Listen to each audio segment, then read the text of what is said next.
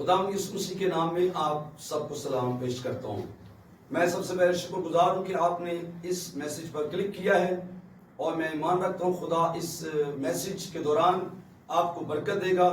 میری گزارش ہے کہ آپ مہربانی فرما کر چینل کو سبسکرائب کر لیں اور بیل آئیکن کے بٹن کو بھی پریس کریں تاکہ ہر نئی آنے والی ویڈیو آپ تک پہنچ جائے۔ آج جس موضوع پر ہم بات کرنا چاہتے ہیں وہ قربانی کے گوشت کے حوالے سے ہے کہ کیا مسیحی قربانیوں کا گوشت کھا سکتے ہیں؟ جو دوسرے مذاہب دیتے ہیں قربانیاں، کیا ہم اس میں شامل ہو سکتے ہیں؟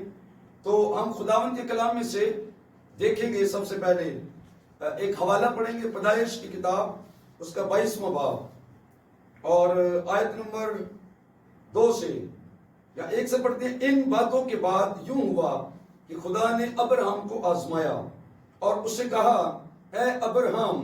اس نے کہا، میں حاضر ہوں۔ تب اس نے کہا کہ تو اپنے بیٹے اسحاق کو جو تیرا اکلوتا ہے اور جسے تو پیار کرتا ہے ساتھ لے کر موریا کے ملک میں جا، اور وہاں اسے پہاڑوں میں سے ایک پہاڑ پر جو میں تجھے بتاؤں گا سوگندی قربانی کے طور پر چڑھا۔ کلام کے پڑھے اور سنے جانے پر خدا کی برکت ہو۔ اس سے پہلے کہ ہم غور کریں کہ کیا ہم قربانی کا گوشت کھا سکتے ہیں یا نہیں، ہمیں یہ سمجھنا پڑے گا کہ بائبل مقدس کے اندر کتنی قربانیوں کا ذکر ہے۔ تو احبار کی کتاب لیویٹیکس، بک آف لیویٹیکس، جو کاہنوں کی کتاب ہے یا جو قربانیوں کی کتاب ہے، وہ اس کا وسیع طور پر بیان کرتی ہے اور بہت جامع نوٹس اس کے اندر ہمیں مل جاتے ہیں۔ تو اگر آپ احبار کی کتاب کا پہلا باب سے لے کر 5ویں باب تک پڑھیں تو آپ کو وہاں نظر آئے گا کہ کتنی قربانی ہے۔ لفظ جو قربانی ہے، لفظ جو قربانی، یہ عبرانی زبان سے جو لفظ اس کا ترجمہ ہوتا ہے، معنی ہے اس کے قرب یا قریب کرنا، نزدیک لانا۔ یہ قربانی لفظ کے معنی ہے۔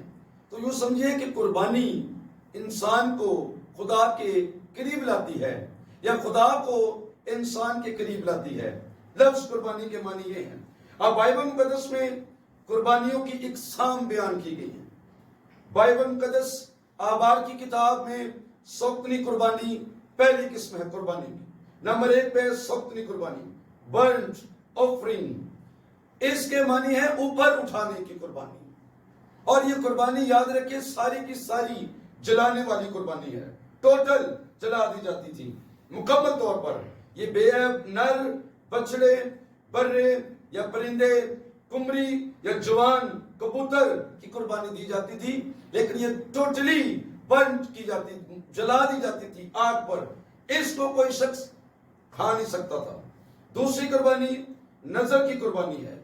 عبرانی زبان کا لفظ ہے اس کے لیے منہا، جس کے معنی ہے اردو زبان سے گفٹ دینا یا کسی کو تحفہ دینا یا ٹرائیبیوٹ پیش کرنا، خراج تحسین پیش کرنا۔ یہ نظر کی قربانی کا لفظی مطلب ہے عبرانی زبان سے۔ نظر کی قربانی کے لیے گندم، عمدہ میدا اور زیتون کا تیل، توے کی پکی روٹی، نمک، یہ چیزیں قربان کی جاتی تھی۔ اس کے مذبح کو جلانے کی قربان گاہ کہا جاتا تھا۔ احبار 4 باب کی 7ویں آیت میں لکھا ہے۔ اور یاد رکھیے کہ سوگندی قربانی اور سلامتی کی قربانی، یہ دو ایسی قربانیاں ہیں جن کے ساتھ خمیر اور شہد نہیں دیا جاتا تھا۔ اب تیسرے نمبر پہ آتی ہے سلامتی کی قربانی۔ عبرانی زبان کا لفظ اس کے لیے قربان، QORBAN، عبرانی سے قربان، جس کے معنی ہے پیس آفرنگ۔ یہ سلامتی کی جو قربانی ہے، اس کے لیے رواج تھا یا روایت تھی کہ گلے میں سے ایک بے عیب جانور یا بے قیمتی روٹیاں پیش کی جاتی تھی سلامتی کی قربانی کے لیے۔ اچھا، یاد رکھیں گے ہم کہ اس کا سب کچھ جلایا جاتا تھا، ٹوٹلی جلایا جاتا تھا سلامتی کی قربانی کا، سوائے کھال کے جو کاہن کو دی جاتی تھی۔ وہ بھی قربانی دینے والا خود نہیں لے کے جاتا تھا، کاہن کو دی جاتی تھی۔ احبار 7واں باب اس کی 8ویں آیت میں یہ بیان ہمیں ملتا ہے۔ اب چوتھی قربانی خطا کی قربانی ہے۔ خطا کی قربانی عبرانی زبان کا لفظ ہے اس کے لیے حتات۔ ہدایت کا معنی sin offering یا punishment for sin, گناہ کے لیے سزا کے طور پر قربانی دینا. اس کے کچھ قواعد تھے یا قاعدے تھے. مثال کے طور پر سردار کاہن اور ساری قوم کی خاطر بچڑا دیا جاتا تھا. قبیلے کے رئیس کی خاطر بکرا دیا جاتا تھا. یا عام لوگ بکری یا برا قربان کرتے تھے. غریب لوگوں کے لیے قمری یا کبوتر بھی وہ دے سکتے تھے. نہایت غریب لوگوں کے لیے 1 کلو عمدہ میدا کافی تھا جو وہ خطا کی قربانی کے لیے دیا جاتا تھا. یہ دانستہ قربانی، گناہ کی قربانی یا گناہ کی اقرار کے طور پر اور پاکیزگی کے لیے خدا کے حضور میں پیش کیا جاتا.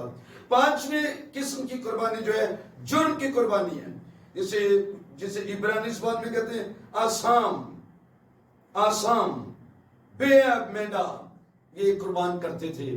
اس کے لیے یہ لازمی کفارہ تھا اور ناپاکی سے طہارت کے لیے دی جاتی تھی جرم کی قربانی.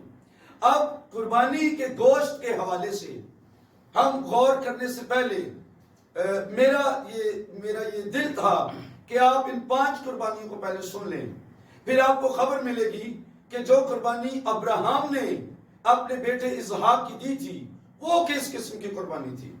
قربانی کا گوشت کھانا یہ بات کی بات ہے.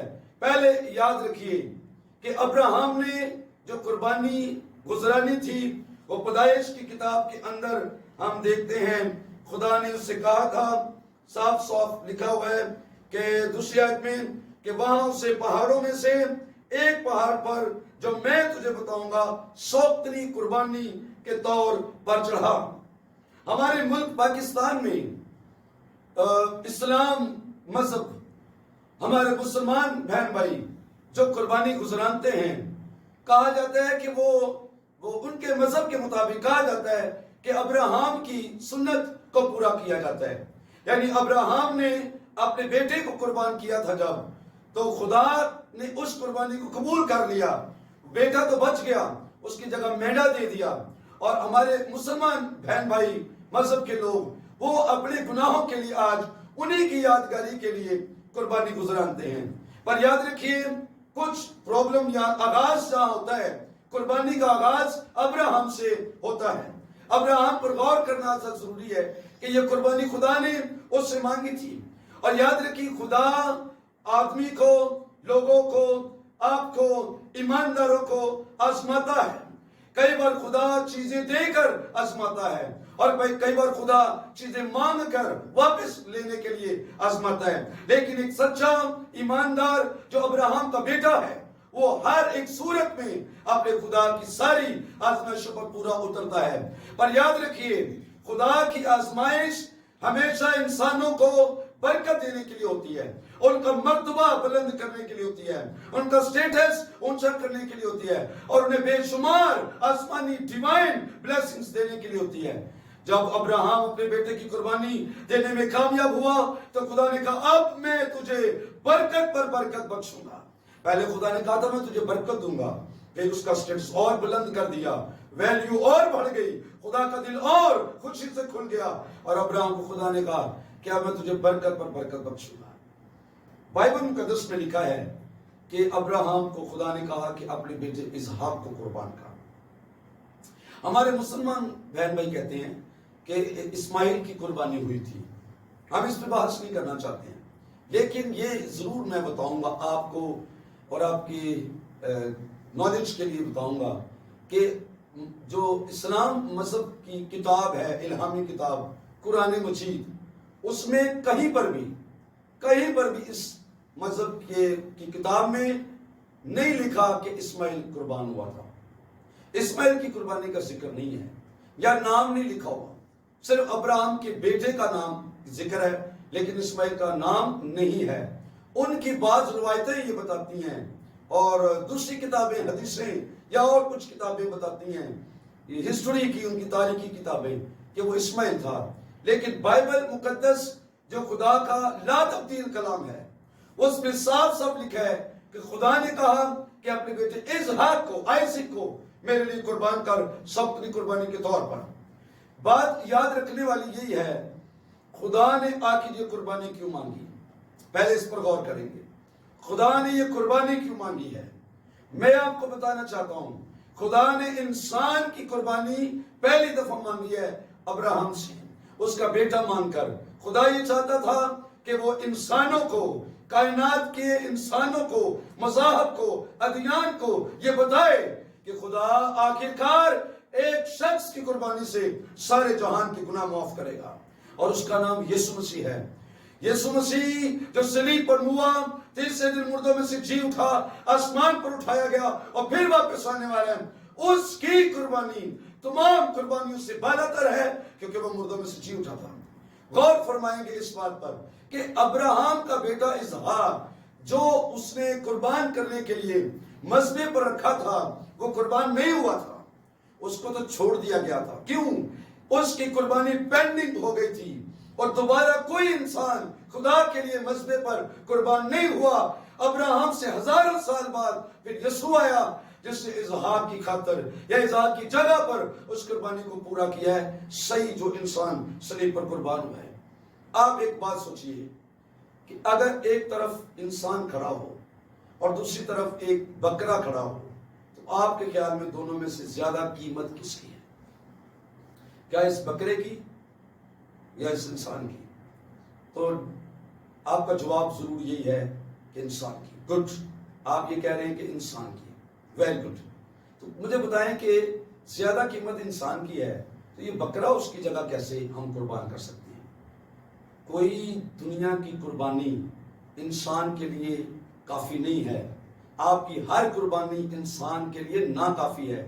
اگر ایک طرف انسان کھڑا ہو اور دوسری طرف انسان کھڑا ہو تو پھر یہ قربانی برابر ہے کہ نہیں؟ آپ ٹھیک کہہ رہے ہیں کہ یہ برابر ہے۔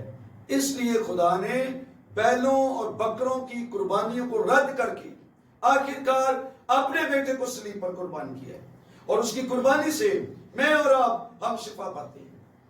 اب بات کریں گے کہ قربانی کا گوشت ہم کھا سکتے ہیں کہ نہیں۔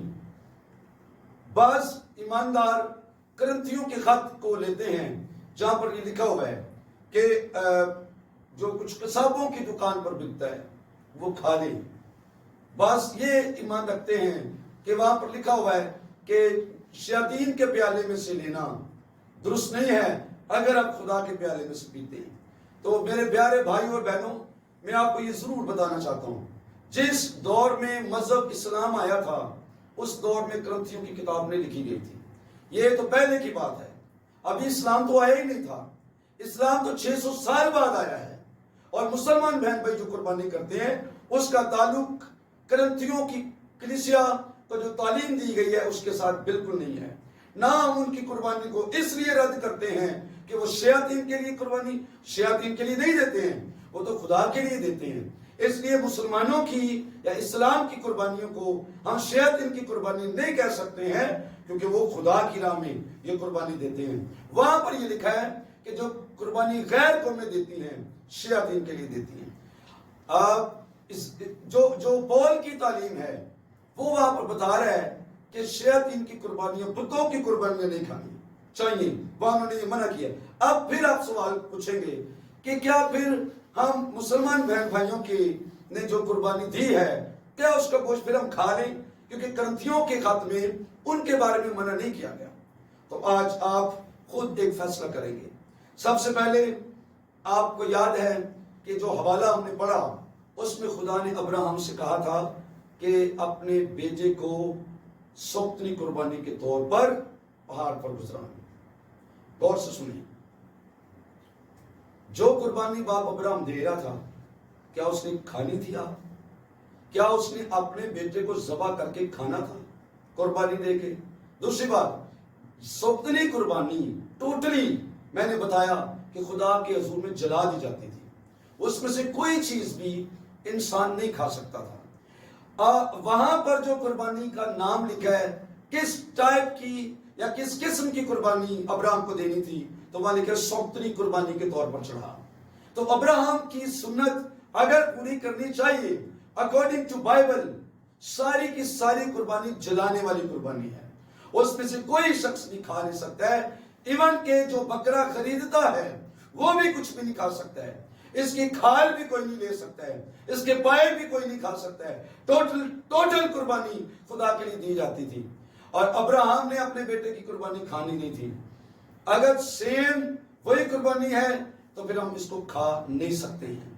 دوسری بات، اگر کوئی مسلمان بہن بھائی جو قربانی دیتے ہیں وہ قربانی کا گوشت کھا لیتے ہیں تو وہ تو واجب ہے ان کے لیے، کیونکہ وہ اپنے گناہوں میں شریک ہو سکتے ہیں۔ دیکھیے، جب قربانی آتی ہے بکرے کے اوپر ہاتھ رکھتے ہیں اور ہم اپنے سارے گناہ اس کے اوپر ٹرانسفر کرتے ہیں، اور پھر اس کو ذبح کیا جاتا ہے، خون اس کا نکل گیا، اب اس کی جو گوشت ہے وہ بھی ہمارے گناہ اس کے اوپر ہیں، اس کو کھانا تو جائز نہیں ہوگا۔ اگر کوئی بھائی قربانی گزراتا ہے مسلمان بھائی تو وہ تو اپنی قربانی کھا سکتا ہے، اس کا اس میں حصہ ہے، لیکن آپ کا جو مسیحی ہیں اس میں کوئی حصہ نہیں ہے۔ یاد رکھیے، جو دین اسلام کے مفکر ہیں، بڑے اسکالرز ہیں، بڑے عالم ہیں، وہ تشریح بتاتے ہیں اور لوگوں کو نالج دیتے ہیں، خبردار کرتے ہیں کہ اسلام کی کوئی قربانی کسی غیر مذہب کو نہیں دی جانی چاہیے۔ سچ میں ان کی قربانی تو ویسے بھی ان کے مذہب کے حساب سے بھی جائز نہیں ہے آپ پر، اس لیے آپ کسی طرح سے بھی یہ قربانی نہیں کھا سکتے، اس قربانی کا گوشت آپ نہیں کھا سکتے ہیں۔ تو سمجھیے ذرا اس بات کو، کوئی شخص اپنے گناہوں کی قربانی دیتا ہے تو وہ تو اس میں سے کھا سکتا ہے، لیکن جب آپ وہ کھاتے ہیں تو ان کے گناہ آپ کھاتے ہیں اور آپ کے اندر ان کے گناہ ٹرانسفر ہوتے ہیں، اس طرح آپ دوسروں کے گناہوں میں شریک ہو جاتے ہیں، تو ایسا کرنا آپ کے لیے درست نہیں ہے۔ دوسری بات، جو قربانی یسوع مسیح نے صلیب پر ادا کی ہے، اپنا خون اس نے صلیب پر دیا ہے ابدی قربانی کے طور پر، اس کو لینے کے بعد آپ کو دنیا کی کسی قربانی کی ضرورت نہیں ہے۔ اگر آپ عشاء ربانی لیتے ہیں، مسیح کا بدن اور خون کھاتے پیتے ہیں، تو عزیزو آپ فخر کیجئے کہ ایسی قربانی کھا رہے ہیں جو ہمیشہ کے لیے قائم رہے گی اور دائمی ہے اور زندہ ہے اور آپ کو پاک کرتی ہے۔ اس قربانی کے بعد آپ کو اور کوئی قربانی نہیں کھانی چاہیے۔